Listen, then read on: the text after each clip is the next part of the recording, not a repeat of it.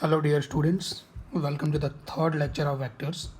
In this lecture we are going to discuss the concept of addition of vectors, which we also call as the resultant of vectors. Okay, so first we will see the laws, certain laws which govern the addition of vectors, and finally we will solve some problems based on that laws. Okay, so let's get started. Addition of vectors.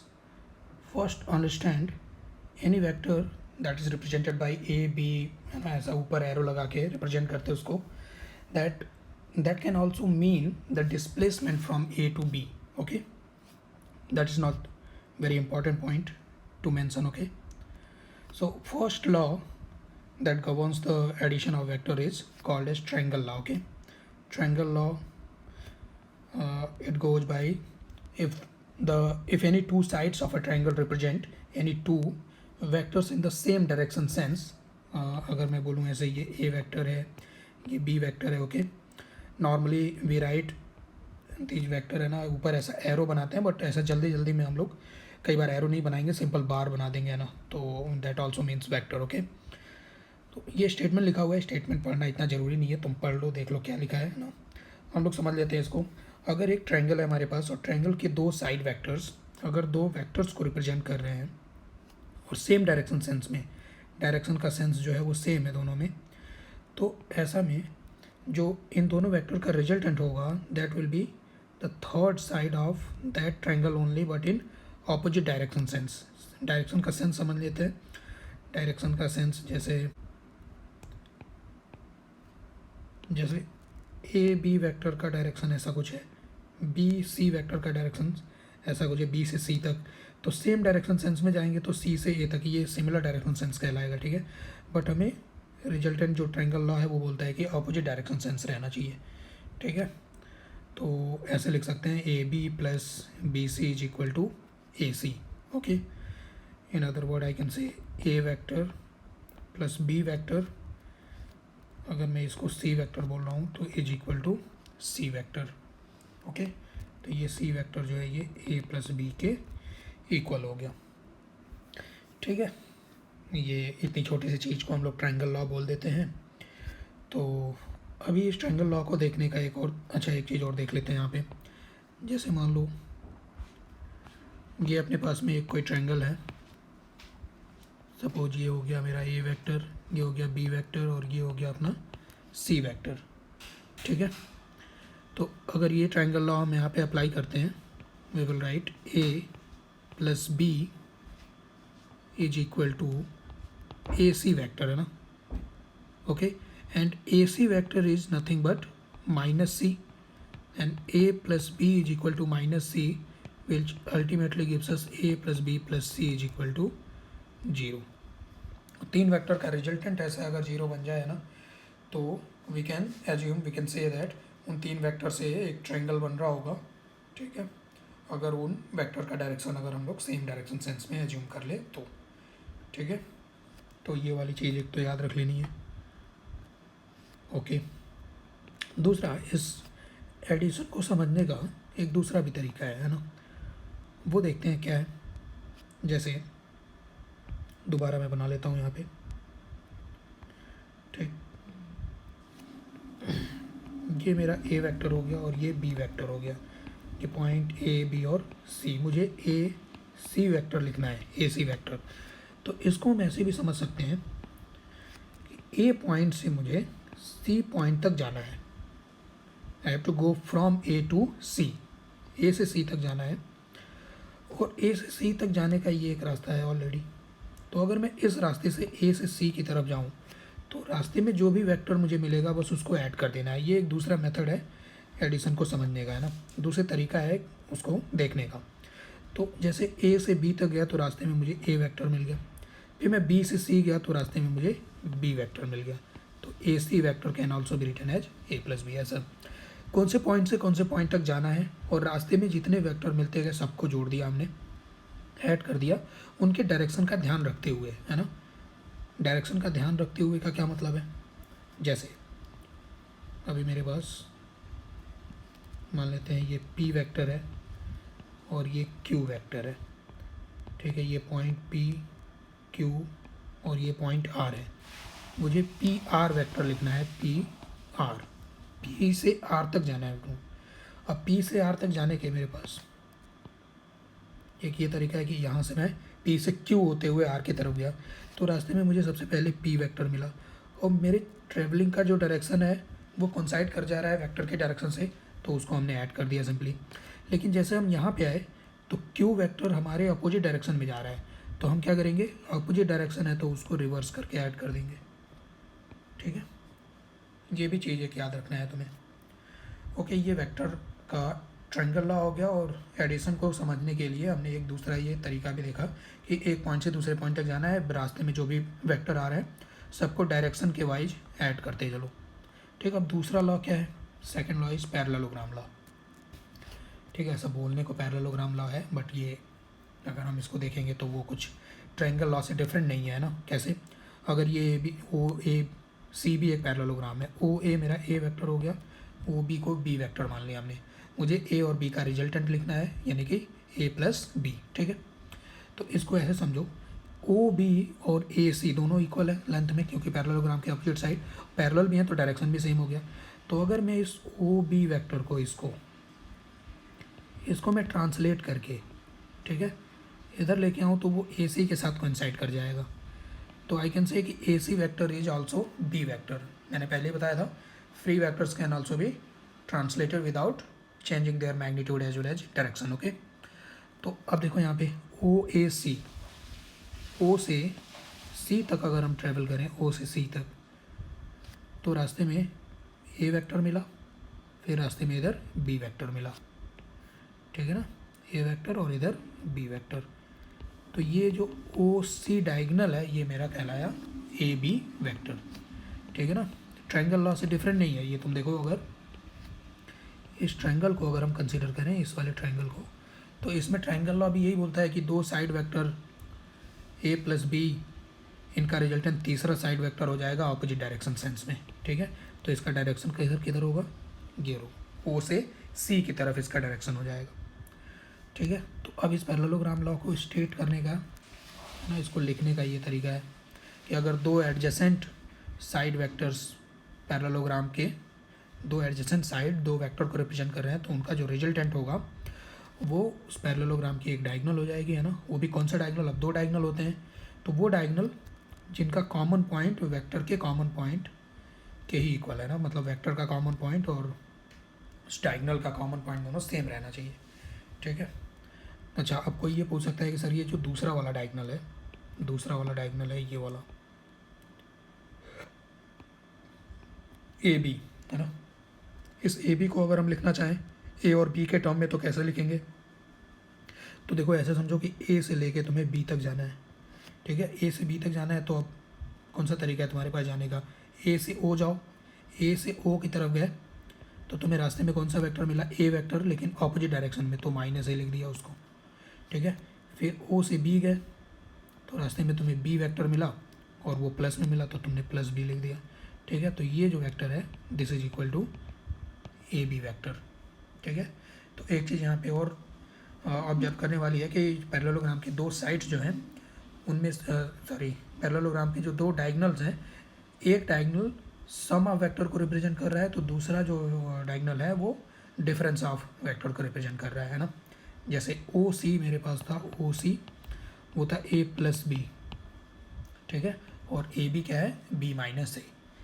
ठीक, okay, so this only thing is called parallelogram law of vector addition. ठीक है, अब हम vector addition की कुछ properties समझ लेते हैं, कुछ बहुत ही बेसिक और ट्रिवियल सी प्रॉपर्टीज हैं ना, मतलब ऑब्वियस सी प्रॉपर्टीज हैं। पहले तो वो वही पैरेललोग्राम लॉ लिखा हुआ है वो हमने समझ लिया। सेकंड है कम्यूटेटिव प्रॉपर्टी, है ना, A plus B is equal to B plus A. Okay, इसमें कुछ एक्सप्लेनेशन की ज़रूरत नहीं है। सेकंड है associative property, A plus B associate किया, मतलब first we have added A and B vector, then the resultant is added to C vector. Okay, in other words, in other way we can also add or add b and c vector first, and the resultant of b and c vector can be added to a vector. The result will be same in both cases. Okay, associative और commutative property होगी. Okay, fourth property ये लिखी है, very trivial property है ना, a plus 0 vector will obviously be equal to a vector. And fifth property is a plus negative of a vector will be obviously 0 vector. ठीक, fifth के बाद sixth और seventh property जो है, ये important properties हैं. सिक्स्थ और seventh property जो हैं, okay, these properties are called triangle inequalities. Okay, ये प्रॉपर्टीज कहलाती हैं ट्रायंगल इनइक्वालिटीज. कॉम्प्लेक्स नंबर में भी पढ़ते हैं हम लोग ट्रायंगल इनइक्वालिटीज.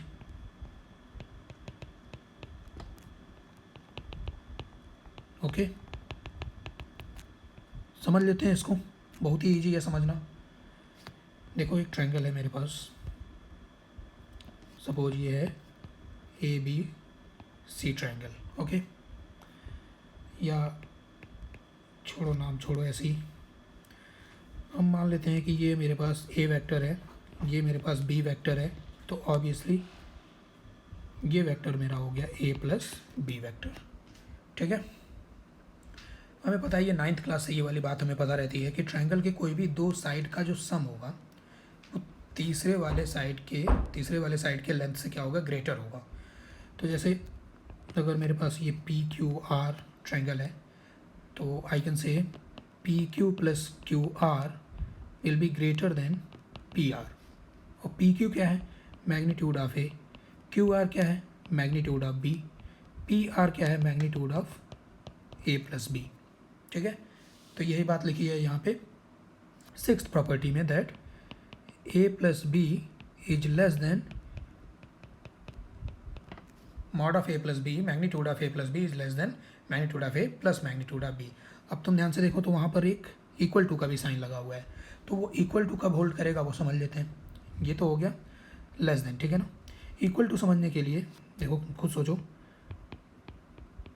दो वेक्टर के रिजल्टेंट का जो मैग्नीट्यूड है वो बराबर हो जाए उनके इंडिविजुअल मैग्नीट्यूड के. ऐसा कब होगा, डायग्राम से देखो, अगर ये ए वेक्टर है और सेम डायरेक्शन में इसी के पैरेलल एक बी वेक्टर आ गया मेरे पास. ठीक है ना, इसके पैरेलल अगर मेरे पास एक ये बी वेक्टर है, तो अगर हम ये वाला लेंथ और ये वाला लेंथ ए और बी को सिंपली ऐड करें, ए प्लस बी करें, ठीक है, और ये ए प्लस बी के रिजल्टेंट का लेंथ देखें, तो ऑब्वियसली वो इनके इंडिविजुअल लेंथ के इक्वल है. देख रहे, तो इससे पता चला कि ये जो इक्वल टू है, इस इक्वल टू को होल्ड करने के लिए वेक्टर्स मस्ट बी पैरेलल, है ना, डायरेक्शन जो है वो सेम रहना चाहिए. तो मैं ऐसे लिख सकता हूँ, mod of A plus B equal to mod A plus mod B implies that A and B are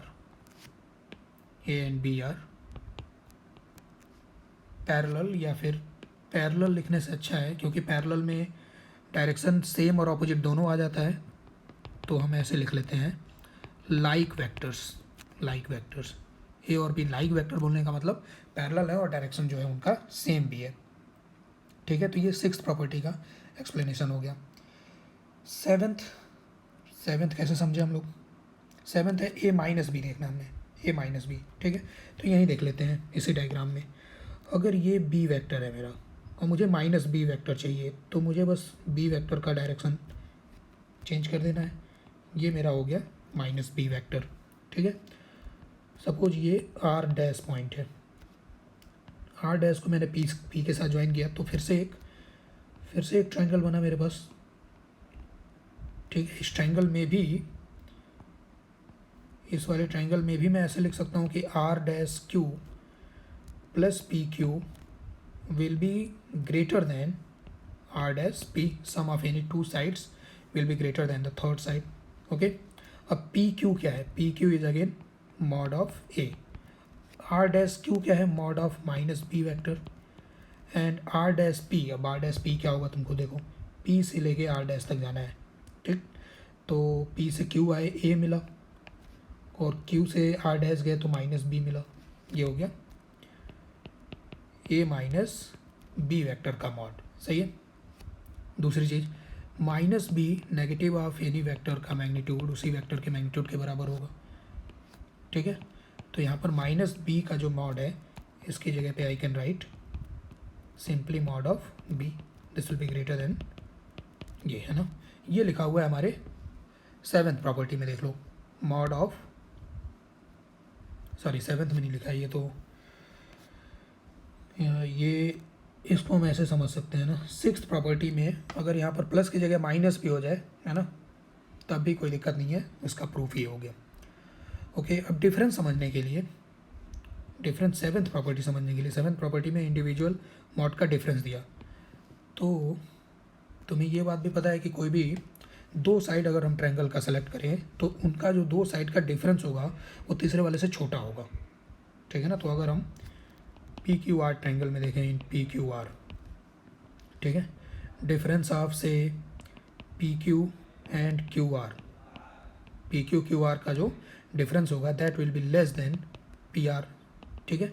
अब पी क्यू क्या है, mod of A, Q R क्या है, मॉड ऑफ बी, तो ये जो डिफरेंस है that is less than mod of A plus B, ये लिखा हुआ है हमारे 7th प्रॉपर्टी में। 7th में देख लो, अब 7th में एक इक्वल टू भी है ना, तो वो इक्वल टू समझने के लिए देखो, ये तो हो गया। अब हमें ये समझना है कि ये जो डिफरेंस है ये बराबर कब हो जाएगा,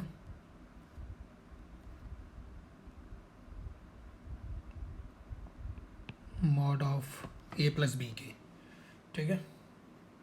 तो अब देखो कोलिनियर तो रहना ही चाहिए, मान लो ये ए वेक्टर है और सेम डायरेक्शन सेंस में अगर मैंने बी ले लिया तो अब मैं ए माइनस बी करूँगा, तो अब इसलिए ए माइनस बी करने से इफेक्टिव लेंथ जो है वो ये बचेगा मेरे पास, ठीक है।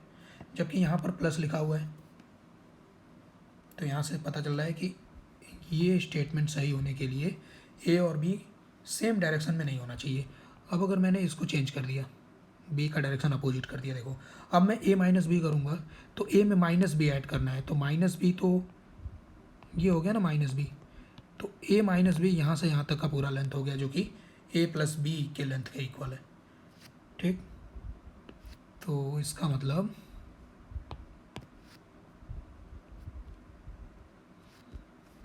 This implies that A and B are unlike vectors.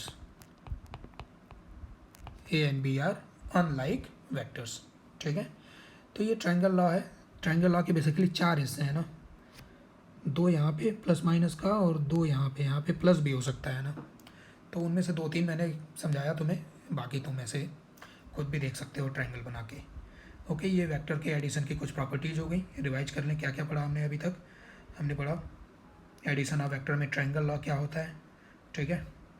एक पॉइंट से दूसरे पॉइंट तक जाना है, रास्ते में जो भी वेक्टर मिल रहा है सबको जोड़ते जाओ उनका डायरेक्शन देखते हुए। पैरेललोग्राम लॉ क्या है, पैरेललोग्राम का एक डायगोनल अगर सम को रिप्रेजेंट कर रहा है, दूसरा जो है वो डिफरेंस को रिप्रेजेंट करेगा। कम्यूटेटिव प्रॉपर्टी, एसोसिएटिव प्रॉपर्टी और ट्रायंगल इन इक्वेशन, ठीक है। तो बस हो गया, अभी एडिशन में इतना ही है पढ़ने के लिए, तो बाकी कुछ प्रॉब्लम्स कर लेते हैं इसके बेसिस पे।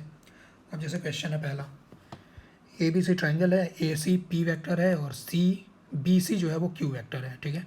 मुझे ए बी वेक्टर लिखना है, A B vector obviously P Q के टर्म में लिखना है, तो यानी कि ए से लेके बी तक जाना है मुझे, तो ए से बी तक जाना है तो ऐसे पहुँचे, ठीक है। पी में रास्ते में पी मिला, पी को ऐड कर दिए, फिर रास्ते में इधर क्यू मिला लेकिन वो उल्टे डायरेक्शन में जा रहा है ना, तो उसको हमने सीधा करके ऐड कर दिया, ये हो गया, ठीक। दूसरा A B B C C D vector दिया हुआ है, हमने क्या लिखना है, हमने ये ए डी वैक्टर लिखना है, ए डी वैक्टर अब इसलिए ए बी सी के टर्म में लिखना है, ठीक है। तो ए से डी तक पहुंचना है अपने को, ए से डी तक, तो ए से डी तक ऐसे आओ, है ना। रास्ते में मिला ए वेक्टर और रास्ते में मिला बी वेक्टर और रास्ते में मिला सी, लेकिन सी का डायरेक्शन जो है वो ऑपोजिट है, तो माइनस सी हो गया, ठीक है। बहुत ही सिंपल है ये। तीसरा क्वेश्चन क्या है, तीसरा क्वेश्चन है ए बी सी कोई ट्रायंगल है, डी पॉइंट है बी सी का मिड पॉइंट, डी पॉइंट है बी सी का मिड पॉइंट, है ना। हमें प्रूफ करना है कि A B vector plus A C vector ये twice of A D vector होगा। ठीक है, ये वाली बात हमको प्रूफ करनी है। ठीक, इसको हम प्रूफ भी करेंगे और इसको एज अ रिजल्ट हम याद भी रखेंगे बाकी क्वेश्चंस में डायरेक्ट इस्तेमाल करने के लिए। ठीक है, तो बहुत सारे मेथड हो सकते हैं इसको प्रूफ करने का।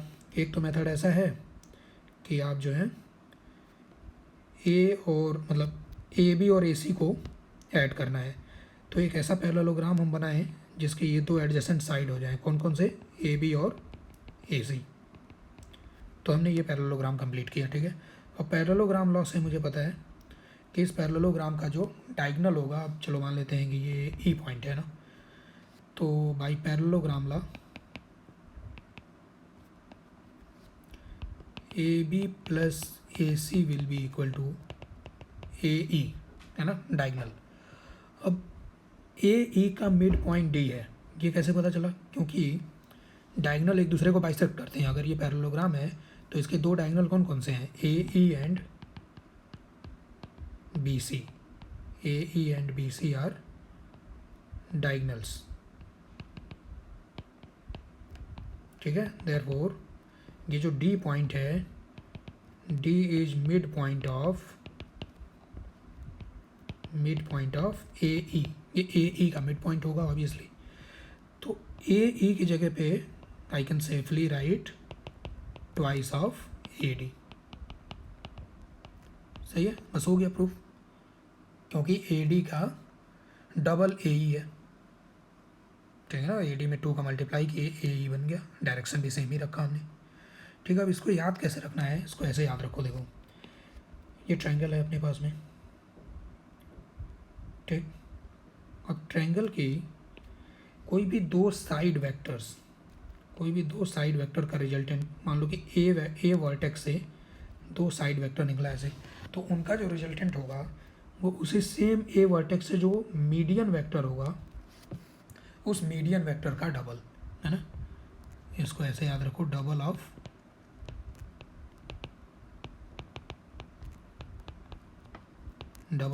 Median vector. ठीक है, अगर ये बात याद रहेगी अपने को तो बहुत जगह क्वेश्चन में हम इस वाली प्रॉपर्टी का डायरेक्ट यूज कर सकते हैं। ठीक है, ये पैरेललोग्राम लॉ से मैंने प्रूव किया है, तुम चाहो तो ट्रायंगल लॉ से भी कर सकते हो, है ना। कैसे? एक बार A B D triangle assume करके, एक बारी A D C triangle assume करके। ठीक है, और दोनों के रिजल्टेंट को ऐड करके भी ये प्रूफ हो जाएगा। ठीक है, ओके, नेक्स्ट क्वेश्चन देखते हैं। A B C D is a pentagon. ठीक, पेंटागन बना लेते हैं। कहीं पे ये तो बोला नहीं कि रेगुलर पेंटागन है ना, तो कैसा भी पेंटागन बना लो। नाम है A B C D E. ठीक, ओके, क्या प्रूफ करना है? Resultant of forces A B A E B C D C E D and A C. ठीक है, ये 6 वेक्टर्स हैं, इनका रिजल्टेंट यानी कि इनका सम हमें प्रूव करना है 3 टाइम्स ए सी के बराबर। चलो लिख लेते हैं, A B plus A E plus B C plus D C plus E D plus A C is equal to 3 A C. ठीक है, सब ए सी के टर्म में लेके आना है। तो ये ए सी तो ऑलरेडी यहाँ पे दिख रहा है, तो इसको छोड़ो। ठीक है, बाकी को ए सी के टर्म में लिखना है हमें। तो देखो यहाँ पे इस वाले ट्रायंगल में अगर हम ट्रायंगल लॉ अप्लाई कर दें तो A B plus B C equal to A C हो जाएगा। ठीक है, तो नेक्स्ट स्टेप में I can write A B और बी सी को एक साथ कंबाइन कर लिया। ठीक है, बाकी A E plus E D plus D C इसको एक साथ रखा, और ए सी तो अलग है अपना, है ना, ये हमने लेफ्ट हैंड साइड लिया। ठीक है, जो भी प्रूव करना था उसका LHS। तो बाय ट्रायंगल लॉ ये तो बन गया मेरा ए सी के इक्वल, प्लस इसको देखो ए से ई तक, फिर ई से डी तक, फिर डी से सी तक, ए से ई से डी और डी से सी, डायरेक्टली इसको हम लोग ए सी लिख सकते हैं। ठीक है ना, और एक ए सी इसमें ऑलरेडी पहले से दिया हुआ है, ये बन गया 3 टाइम्स ए सी, प्रूफ हो गया। ठीक है, आगे बढ़ते हैं। पांचवा क्वेश्चन क्या है, prove that sum of 3 vectors determined by the medians, determined by the medians, मान लो कि ये पी क्यू आर ट्रायंगल है, ठीक है, ए बी सी ये 3 मीडियन है, पी ए मीडियन हो गया, क्यू बी मीडियन हो गया और आर सी एक मीडियन हो गया। तो इन मीडियन का जो P A vector plus Q B vector plus R C vector, ये हमें बताना है कि वो 0 हो जाए ना। ठीक है, तो इसमें हम लोग सेफली हम लोग ये जो हमने अभी अभी ये वाली प्रॉपर्टी पढ़ी थर्ड में, थर्ड का यूज कर सकते हैं। ठीक है, अब ये तुमको ट्राई करना है एक बार। ठीक है, आसान सा क्वेश्चन है, खुद करोगे तो समझ और अच्छे से आ जाएगा। आगे बढ़ते हैं और देखते हैं क्वेश्चन नंबर 6 क्या है। क्वेश्चन नंबर 6 है, 2 forces A B and A D है ना। ये फोर्स देख के कोई घबराने की ज़रूरत नहीं है, इसमें कोई फिजिक्स नहीं है। ओके, फोर्स मतलब वेक्टर सिंपली है ना। एक quadrilateral A B C D बोला गया, ठीक, कुछ भी क्वाड्रिलेटरल बना लिया हमने ऐसे करके। ठीक, कहीं पर भी ये नहीं बताया गया कि ये जो क्वाड्रिलेटरल है वो पैरेललोग्राम है, तो पैरेललोग्राम लेके प्रूफ नहीं करेंगे। ओके, ऐसा जनरल प्रूफ देखेंगे हम लोग। तो ये हो गया अपने पास में ए बी सी और D parallelogram. 2 forces A B and A D vertex A के ऊपर अप्लाई हो रहा है, सी के ऊपर अप्लाई हो रहा है सी बी और सी डी। इन चारों का रिजल्टेंट हमें प्रूव करना है 4 टाइम्स ई एफ के इक्वल, जहाँ पर ई है मिड पॉइंट ऑफ ए सी, तो ए सी ज्वाइन कर दिया हमने, इसका मिड पॉइंट है ई, और डी बी हमने ज्वाइन कर दिया, इसका मिड पॉइंट है एफ। ठीक, तो ये वेक्टर हो गया ई एफ वेक्टर।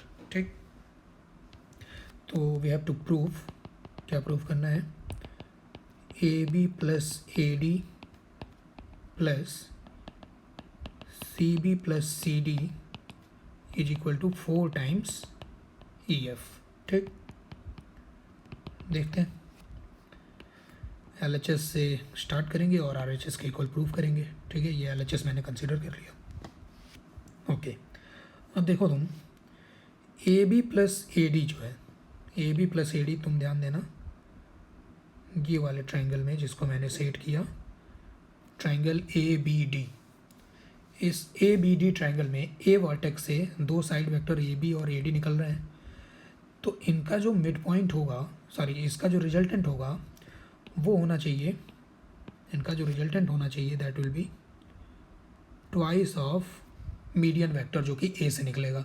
अब डी बी साइड का मीडियन, डी बी साइड का मिड पॉइंट एफ है, तो ये मीडियन हो गया ए एफ, तो इसकी जगह पे हमने लिख दिया ट्वाइस ऑफ ए एफ। ये वही क्वेश्चन नंबर 3 में जो प्रॉपर्टी हमने प्रूव की थी उसका डायरेक्ट यूज कर रहे हैं। ओके, अच्छा, अब इसके बाद तुम देखो ये वाला ट्रायंगल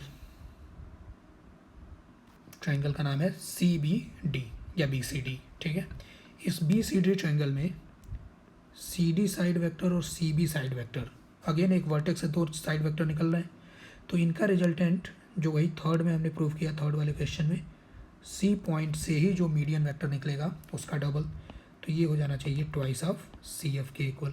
ठीक, ओके, अब यहाँ से हम लोग 2 कॉमन निकाल लें, A F plus C F हो गया ये। अब ए एफ और सी एफ देखना है तुम्हें, तो अब तुम देखो ध्यान से ये वाला triangle A C F triangle, A C F triangle में ए एफ और सी एफ है ना, अगर इसका डायरेक्शन हम रिवर्स कर दें, अगर मैं माइनस यहाँ से बाहर निकाल लूँ और इसको F A plus F C लिख लूँ, तो देखो F A plus F C, अगर मैं ये वाला ट्रायंगल दोबारा यहाँ पे बनाऊँ, ये हो गया अपना ए सी,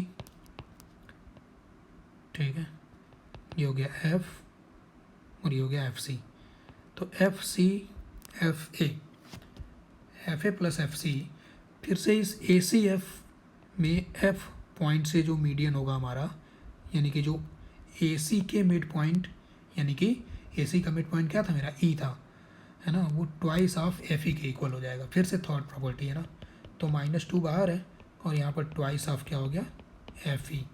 ठीक, बस बाकी प्रूफ हो गया। ये हो गया -4 times F E, direction reverse कर दो तो 4 टाइम जो है वो ई एफ बन जाएगा।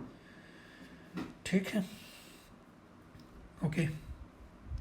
सो moving on to next question. Next question says if O is the circumcenter and O dash is orthocenter of a triangle ABC। ठीक, देन प्रूव दैट। ये 3 स्टेटमेंट है प्रूव करने के लिए। ठीक है, इनमें से 1-2 मैं तुम्हें प्रूव करके बताता हूँ, बाकी तुम खुद ट्राई करोगे। तो जैसे फर्स्ट देखते हैं, सबसे इम्पोर्टेंट फर्स्ट ही है। फर्स्ट अगर मैंने कर दिया तो सेकंड और थर्ड तुम खुद कर सकते हो। कोई ट्रायंगल बना लेता हूँ मैं।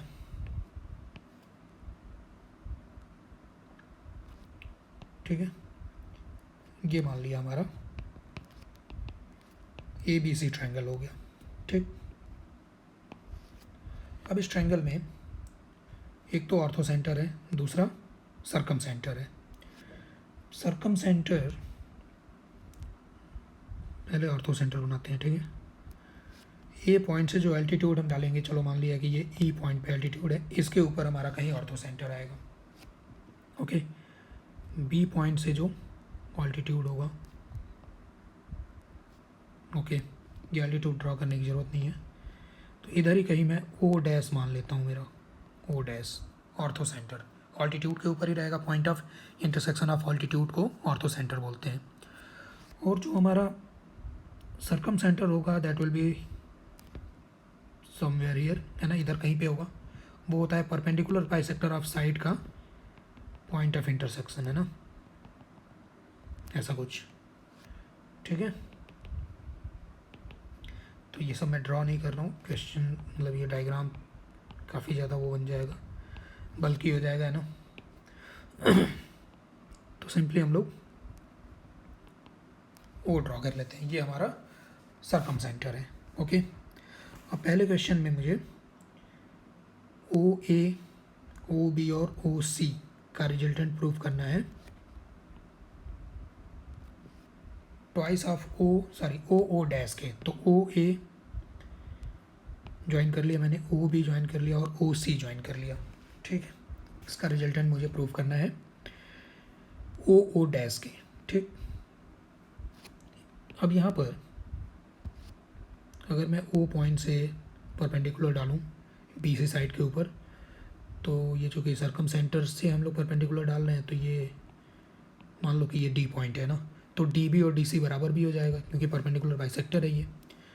ठीक, अगर मैं अब यहाँ पे A और D पॉइंट को ज्वाइन कर लेता हूँ, A और D पॉइंट को, तो AD हमारा मीडियन भी है। ये देख लो, AD जो है वो हमारा मीडियन है। अच्छा,